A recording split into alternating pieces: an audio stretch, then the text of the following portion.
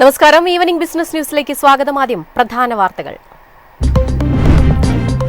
സർക്കാരിന്റെ സാമ്പത്തിക അച്ചടക്ക പദ്ധതി വിജയകരമെന്ന് റിപ്പോർട്ട്. കടബാധ്യതകൾ കുറയുന്നതായി SBI.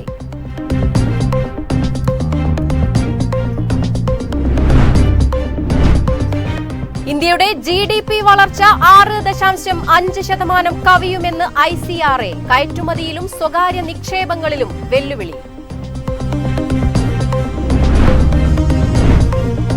ഫെഡ് നിരക്ക് വർദ്ധിപ്പിക്കില്ലെന്ന നിഗമനത്തിൽ വിപണി. നിരക്ക് കുറയ്ക്കൽ സെപ്റ്റംബറിൽ പരിഗണിച്ചേക്കും.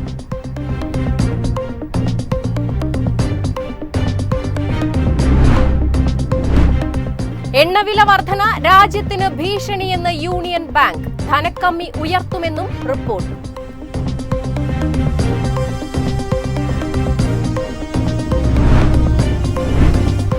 ഇന്ത്യ UK സ്വതന്ത്ര വ്യാപാര കരാർ അന്തിമഘട്ടത്തിലേക്ക്. വാണിജ്യമന്ത്രി പീയൂഷ് ഗോയൽ ലണ്ടനിലെത്തി.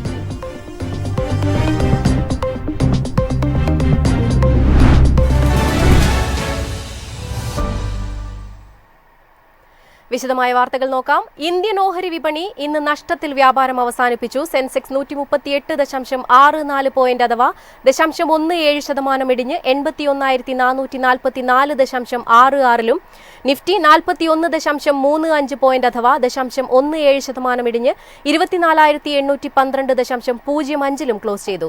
സെൻസെക്സ് ഓഹരികളിൽ Tata consultancy services, Adani ports, Hindustan Unilever, Nestle, Bajaj Finserv, NTPC എന്നിവ ഇടിവ് രേഖപ്പെടുത്തി. അതേസമയം IndusInd bank, Titan, Mahindra and Mahindra, Maruti എന്നിവ നേട്ടമുണ്ടാക്കി. സെക്ടറൽ സൂചികകളിൽ Nifty auto, private bank, consumer durables എന്നിവ ഒഴികെയുള്ള മേഖലാ സൂചികകളെല്ലാം നഷ്ടത്തിൽ അവസാനിച്ചു. സർക്കാരിന്റെ സാമ്പത്തിക അച്ചടക്ക പദ്ധതി വിജയകരമെന്ന് റിപ്പോർട്ട്. കടബാധ്യതകൾ കുറയുന്നതായി SBI. രാജ്യത്തിന്റെ സമ്പദ് വ്യവസ്ഥയ്ക്ക് പണ ആവശ്യം വർദ്ധിച്ചു വരികയാണ്. എന്നാൽ അറ്റ വായ്പ, അതായത് പുതിയ കടബാധ്യതകൾ കുറവ് വന്നിട്ടുണ്ട്. 2024 മുതൽ അറ്റ വായ്പ 10 ലക്ഷം കോടിക്കടുത്താണ്. 2025 സാമ്പത്തിക വർഷത്തിൽ 57.1% അറ്റകടം. അടുത്ത വർഷം ഇത് 56.1% കുറയുമെന്ന് പ്രതീക്ഷിക്കുന്നതായും സ്റ്റേറ്റ് ബാങ്ക് ഓഫ് ഇന്ത്യ വ്യക്തമാക്കി. ഈ ഡേറ്റകൾ നല്ല സാമ്പത്തിക ആരോഗ്യത്തിന്റെ അടയാളമാണെന്നും റിപ്പോർട്ട് സൂചിപ്പിച്ചു. 2014-15 67% കടമുണ്ടായിരുന്ന അവസ്ഥയിൽ നിന്ന് 2020-21 സാമ്പത്തിക വർഷത്തെ GDP-യുമായി താരതമ്യം ചെയ്യുമ്പോൾ കടത്തിന്റെ തോത് GDP-യുടെ 90% വർദ്ധിച്ചിരുന്നു. 2024 ഇത് 61%. അവിടെ നിന്നുള്ള ഘട്ടം ഘട്ടമായുള്ള കുറവാണ് ഇപ്പോൾ പ്രത്യക്ഷമാവുന്നതെന്നും റിപ്പോർട്ട് ചൂണ്ടിക്കാണിക്കുന്നു. അടിസ്ഥാന സൗകര്യ വികസനം, ദേശീയപാത, പാലം എന്നിവയുടെ നിർമ്മാണത്തിനാണ് കേന്ദ്ര സർക്കാർ കടം വാങ്ങുന്നത്. ഇവയുടെ ഫലം ദീർഘകാലാടിസ്ഥാനത്തിൽ സമ്പദ് വ്യവസ്ഥയ്ക്ക് ലഭിക്കുമെന്നാണ് പ്രതീക്ഷ. News desk MyFin TV. നടപ്പ് സാമ്പത്തിക വർഷം ഇന്ത്യയുടെ യഥാർത്ഥ GDP വളർച്ച 6.5% കവിയുമെന്ന് ICRA. കയറ്റുമതിയും സ്വകാര്യ നിക്ഷേപങ്ങളും വെല്ലുവിളി നേരിടും. 2025-26 ഇന്ത്യക്ക് സ്ഥിരതയുള്ളതും മിതമായതുമായ സാമ്പത്തിക പ്രകടനം കാഴ്ചവെക്കാൻ സാധിക്കുമെന്നാണ് ICRAയുടെ പ്രതീക്ഷ. മൊത്ത GVM 6.3% സമ്പദ് വ്യവസ്ഥയിൽ ഉൽപ്പാദിപ്പിക്കുന്ന ചരക്കുകളുടെയും സേവനങ്ങളുടെയും മൂല്യത്തിൽ നിന്ന് ഉൽപ്പാദനത്തിന് ഉപയോഗിക്കുന്ന ഇൻപുട്ടുകളുടെയും അസംസ്കൃത വസ്തുക്കളുടെയും വില കുറയ്ക്കുന്നതാണ് GVM. അതായത് രാജ്യത്തിന്റെ സാമ്പത്തിക ഉൽപ്പാദനക്ഷമത ഉയരുമെന്നാണ് റിപ്പോർട്ട് വ്യക്തമാക്കുന്നത്. ധനക്കമ്മി ഈ കാലയളവിൽ മൊത്തം ആഭ്യന്തര ഉൽപ്പാദനത്തിന്റെ 4.4% സർക്കാരിന്റെ മൂലധന വിനിയോഗം, ഗ്രാമീണ മേഖലയുടെ തിരിച്ചുവരവ് എന്നിവയായിരിക്കും രാജ്യത്തിന് പിന്തുണയേകുക. റാബി വിളവെടുപ്പും മൺസൂണും നിർണായക ഘടകങ്ങളായിരിക്കുമെന്നും റിപ്പോർട്ട് വ്യക്തമാക്കി. News desk MyFin TV. Fed reserve നിരക്ക് വർധന വരുത്തില്ലെന്ന നിഗമനത്തിൽ വിപണി. നിരക്ക് കുറയ്ക്കൽ സെപ്റ്റംബറിൽ പരിഗണിച്ചേക്കാമെന്നും റിപ്പോർട്ട്. അമേരിക്കൻ വിപണിക്കൊപ്പം ലോകവിപണിക്കും നിർണായകമാണ് ഫെഡ് റിസർവിന്റെ നയതീരുമാനം. ആഗോള അനിശ്ചിതത്വത്തിനും ആഭ്യന്തര സാമ്പത്തിക വെല്ലുവിളികൾക്കുമിടയിൽ ഫെഡ് നയനിലപാട് മാറ്റുന്നതിൽ ജാഗ്രത പുലർത്തുന്നുണ്ട്. 4.50% നിലവിലെ ഫെഡ് നിരക്ക്. ദീർഘകാല US ട്രഷറി ബോണ്ടുകൾക്കായി നിക്ഷേപകർ താൽപര്യം പ്രകടിപ്പിക്കുന്നില്ല. US സർക്കാരിന്റെ കടബാധ്യതയും സമീപകാല നികുതി ബില്ലും രാജ്യം നേരിടുന്ന വെല്ലുവിളികളുടെ സൂചനയാണെന്നും സാമ്പത്തിക വിദഗ്ധർ വ്യക്തമാക്കി. നിലവിലെ ഫെഡ് യോഗം നിരക്ക് കുറയ്ക്കാൻ സാധ്യതയില്ലെന്ന കാഴ്ചപ്പാടാണ് ബാങ്കിംഗ് മാർക്കറ്റ് വിദഗ്ധനായ അജയ് ബഗയും പങ്കുവച്ചത്. സെപ്റ്റംബർ, ഡിസംബർ മാസങ്ങളിലാണ് നിരക്കിൽ കുറവ് പരിഗണിക്കുകയെന്നും അദ്ദേഹം പറഞ്ഞു. അതേസമയം നിരക്ക് കുറയ്ക്കൽ പ്രതീക്ഷിക്കുന്നതായി പിറമൽ ഗ്രൂപ്പിലെ ചീഫ് ഇക്കണോമിസ്റ്റായ ദേബോപം ചൗധരി വ്യക്തമാക്കി. 2025 നടക്കാനിരിക്കുന്ന അടുത്ത 5 മീറ്റിംഗുകളിൽ 25 ബേസിസ് പോയിന്റുകൾ വീതമുള്ള 2 നിരക്ക് കുറവുകളെങ്കിലും പ്രതീക്ഷിക്കുന്നുണ്ടെന്നും അദ്ദേഹം കൂട്ടിച്ചേർത്തു. News desk MyFin TV. Crude oil വില വർധന രാജ്യത്തിന് ഭീഷണിയെന്ന് യൂണിയൻ ബാങ്ക് ഓഫ് ഇന്ത്യ. ധനക്കമ്മി ഉയർത്തുമെന്നും റിപ്പോർട്ട്. എണ്ണവിലയിലെ ഓരോ $10 വർധനവും ധനക്കമ്മി വാർഷികാടിസ്ഥാനത്തിൽ $15 ബില്യൺ ഉയർത്തും. വലിയ തോതിൽ ക്രൂഡ് ഓയിൽ ഇറക്കുമതി ചെയ്യുന്ന രാജ്യമാണ് ഇന്ത്യ. അതിനാൽ ക്രൂഡ് ഓയിൽ വില ഉയരുന്നത് ഇന്ത്യൻ സമ്പദ് വ്യവസ്ഥയ്ക്ക് കോട്ടമാണ് ഉണ്ടാക്കാറുള്ളത്. എണ്ണ ഇറക്കുമതിക്കുള്ള ചിലവ് ഉയരും. രൂപയുടെ മൂല്യത്തിൽ ഇടിവുണ്ടാകും. എണ്ണവില കൂടുമ്പോൾ അവശ്യ വസ്തുക്കളുടെ വിലയും ഉയരും. ഇതോടെ പണപ്പെരുപ്പം കൂടുമെന്നും റിപ്പോർട്ട് പറയുന്നു. 2025 സാമ്പത്തിക വർഷത്തിൽ GDPയുടെ 0.9% ധനക്കമ്മി. എന്നാൽ അടുത്ത വർഷം ഇത് GDPയുടെ 1.2% ഉയരുമെന്ന് പ്രതീക്ഷിക്കുന്നു. നിലവിൽ ഇറാൻ-ഇസ്രയേൽ സംഘർഷമാണ് ആഗോള ഇന്ധന വിപണിക്ക് ഭീഷണിയായി നിലനിൽക്കുന്നത്. സംഘർഷം ആരംഭിച്ചതിന് പിന്നാലെ ബാരലിന് $78 വരെ ബ്രന്റ് ക്രൂഡ് ഓയിൽ വില എത്തിയിരുന്നു. കഴിഞ്ഞ 15 ദിവസത്തിനുള്ളിൽ ക്രൂഡ് ഓയിൽ വിലയിലെ മുന്നേറ്റം 14% വരെയാണെന്നും റിപ്പോർട്ട് ചൂണ്ടിക്കാട്ടി. News desk MyFin TV. India UK സ്വതന്ത്ര വ്യാപാര കരാർ അന്തിമഘട്ടത്തിലേക്ക്. വാണിജ്യമന്ത്രി പീയൂഷ് ഗോയൽ ലണ്ടനിലെത്തി. ഇറക്കുമതി കയറ്റുമതി താരിഫുകൾ പൂർണ്ണമായും ഇല്ലാതാക്കിയാണ് ഗോയലിന്റെ സന്ദർശന ലക്ഷ്യങ്ങളിലൊന്ന്. ദ്വിദിന സന്ദർശനത്തിൽ ഇന്ത്യൻ ഉൽപ്പന്ന വിപണി വിഹിതം വർദ്ധിപ്പിക്കാനുള്ള ശ്രമവും അദ്ദേഹം നടത്തും. 5 വർഷത്തിലധികം ഇരു രാജ്യങ്ങളും തമ്മിലുള്ള വ്യാപാരം 120 ബില്യണിൽ എത്തിക്കാനാണ് ലക്ഷ്യമിടുന്നത്. UK വാണിജ്യകാര്യമന്ത്രി ജൊനാഥൻ റെയ്നോൾഡുമായി കൂടിക്കാഴ്ച നടത്തുമെന്നും സർക്കാർ വൃത്തങ്ങൾ വ്യക്തമാക്കി. UK നിന്ന് ഇറക്കുമതി ചെയ്യുന്ന വിസ്കി, കാർ അടക്കമുള്ളവയുടെ തീരുവയാണ് ഇന്ത്യ ഒഴിവാക്കിയെന്നാണ് വിവരം. പകരം ലെതർ, വസ്ത്രം, ഫുട്വെയർ ഉൽപ്പന്നങ്ങൾക്കാണ് ഇന്ത്യ ഇളവ് തേടുന്നത്.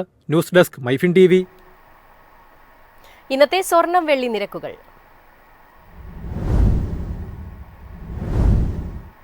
സ്വർണ്ണവില ഉയർന്നു. ഗ്രാമിന് 50 രൂപയും പവന് 400 രൂപയുമാണ് ഇന്ന് ഒറ്റയടിക്ക് വർദ്ധിച്ചത്. ഇതോടെ സ്വർണം ഗ്രാമിന് 9,250 രൂപയായി ഉയർന്നു. പവന് 74,000 രൂപയായി.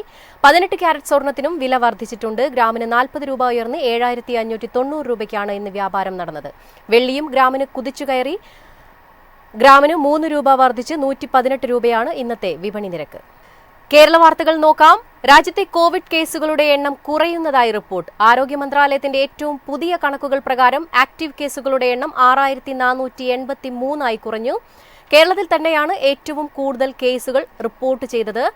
വിശദാംശങ്ങളുമായി അമലാണ് ചേരുന്നത്. അമൽ, കോവിഡ് കേസുകളുടെ എണ്ണത്തിൽ കുറവ് വന്നിരിക്കുന്നു. ഇത് രാജ്യത്തിനെ സംബന്ധിച്ച് വളരെ ആശ്വാസമുള്ള വാർത്തയാണ്. എന്നാൽ കേരളത്തിലെ സ്ഥിതി എങ്ങനെയാണ്? വിശദാംശങ്ങൾ. രാജ്യത്ത് കോവിഡ് കേസുകളുടെ എണ്ണം കുറയുന്നുവെന്ന ആശ്വാസകരമായ റിപ്പോർട്ടാണ് ഇപ്പോൾ പുറത്തു വരുന്നത്. ആരോഗ്യ മന്ത്രാലയത്തിന്റെ ഏറ്റവും പുതിയ കണക്കുകൾ പ്രകാരം ആക്റ്റീവ് കേസുകളുടെ എണ്ണം 6,483 കുറഞ്ഞിരിക്കുന്നത്. ഇന്നലെ 6,836 പേരായിരുന്നു പോസിറ്റീവ് കേസുകൾ. അതേസമയം കഴിഞ്ഞ 24 മണിക്കൂറിനിടയിൽ 4 പേർ രോഗം ബാധിച്ച് മരിക്കുകയും ചെയ്തു. മഹാരാഷ്ട്രയിൽ 2 പേർ മരിച്ചപ്പോൾ കേരളം, ഡൽഹി എന്നിവിടങ്ങളിൽ ഓരോരുത്തരുമാണ് മരിച്ചത്. മരിച്ച 4 പേരും പ്രായമായവരും ശ്വാസകോശ സംബന്ധമായ അസുഖങ്ങളും മറ്റും വിട്ടുമാറാത്ത അസുഖങ്ങളും ഉണ്ടായിരുന്നുവെന്നാണ് വിവരം.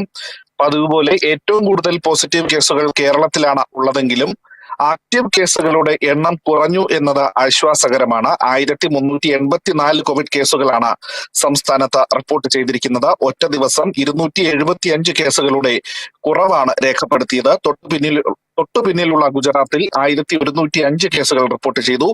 പശ്ചിമ ബംഗാൾ 747, കർണാടക 653, ഡൽഹി 620, മഹാരാഷ്ട്ര 489, രാജസ്ഥാൻ 302, ഉത്തർപ്രദേശ് 275, തമിഴ്നാട് 224 എന്നിങ്ങനെയാണ് മറ്റ് സംസ്ഥാനങ്ങളിൽ റിപ്പോർട്ട് ചെയ്ത പോസിറ്റീവ് കേസുകൾ. രാജ്യത്തെ കോവിഡ് കേസുകളുടെ എണ്ണത്തിൽ കുറവ് വന്നിരിക്കുന്നതായി കേന്ദ്ര ആരോഗ്യ മന്ത്രാലയം അറിയിച്ചിരിക്കുന്നു. വാർത്തയുടെ വിശദാംശങ്ങൾ നൽകിയത് അമലാണ്. മറ്റൊരു വാർത്തയിലേക്ക് പോകാം. സംസ്ഥാനത്തെ ITIകളുടെ അടിസ്ഥാന സൗകര്യ വികസനത്തിനായി 1,444 കോടി രൂപയുടെ പദ്ധതി സമർപ്പിച്ച സംസ്ഥാന സർക്കാർ ഹൈദരാബാദിൽ നടന്ന ദക്ഷിണേന്ത്യൻ നൈപുണ്യ വകുപ്പ് മന്ത്രിമാരുടെ യോഗത്തിലാണ് പദ്ധതി സമർപ്പിച്ചതെന്ന് പൊതുവിദ്യാഭ്യാസ തൊഴിൽ വകുപ്പ് മന്ത്രി വി ശിവൻകുട്ടി പറഞ്ഞു. ഹബ് ആൻഡ് സ്പോക്ക് മാതൃകയിൽ രൂപകൽപ്പന ചെയ്ത പദ്ധതി പ്രകാരം തിരുവനന്തപുരത്തെ ചാക്ക, കളമശ്ശേരി, കോഴിക്കോട്, മലമ്പുഴ എന്നിവിടങ്ങളിലെ ITIകൾ ഹബ്ബുകളായും 16 ITIകൾ സ്പോക്കുകളായും വികസിപ്പിക്കും. ഓരോ ഹബ്ബിനും 200 കോടിയും സ്പോക്കിന് 40 കോടിയും വിനിയോഗിക്കും. 50% കേന്ദ്രവിഹിതം, 33.33% സംസ്ഥാന വിഹിതം, 16.67% വ്യവസായ സ്ഥാപനങ്ങളുടെ CSR ഫണ്ട് എന്നിവയിലൂടെ 5 വർഷം കൊണ്ട് പദ്ധതി പൂർത്തിയാക്കുമെന്ന് മന്ത്രി വി ശിവൻകുട്ടി പറഞ്ഞു. കളമശ്ശേരിയിൽ 290 കോടി ചെലവിൽ institute of metro and rail technology സ്ഥാപിക്കും.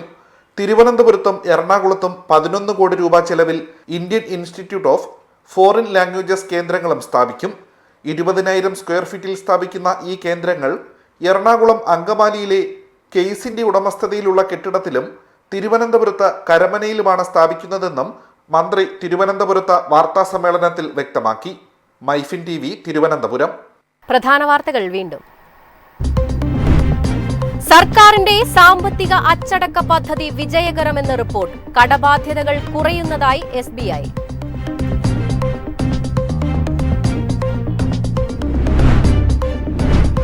ഇന്ത്യയുടെ GDP വളർച്ച 6.5% കവിയുമെന്ന് ICRA. കയറ്റുമതിയിലും സ്വകാര്യ നിക്ഷേപങ്ങളിലും വെല്ലുവിളി.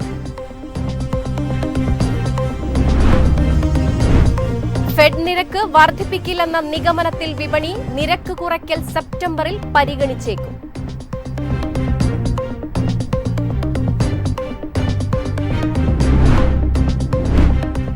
എണ്ണവില വർധന രാജ്യത്തിന് ഭീഷണിയെന്ന് യൂണിയൻ ബാങ്ക്. ധനക്കമ്മി ഉയർത്തുമെന്നും റിപ്പോർട്ട്.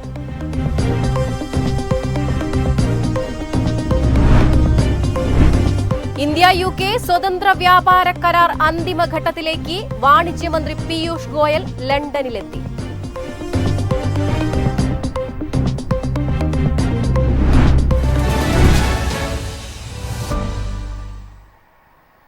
ഇതോടെ ഈവനിംഗ് ബിസിനസ് ന്യൂസ് സമാപിക്കുന്നു. നമസ്കാരം.